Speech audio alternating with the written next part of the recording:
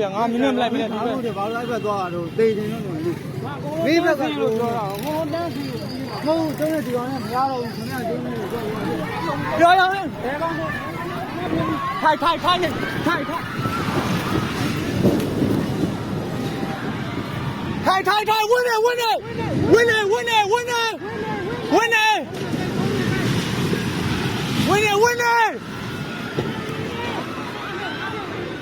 င်ဝင်းနေအကောင်ဝင်းနေအကောင်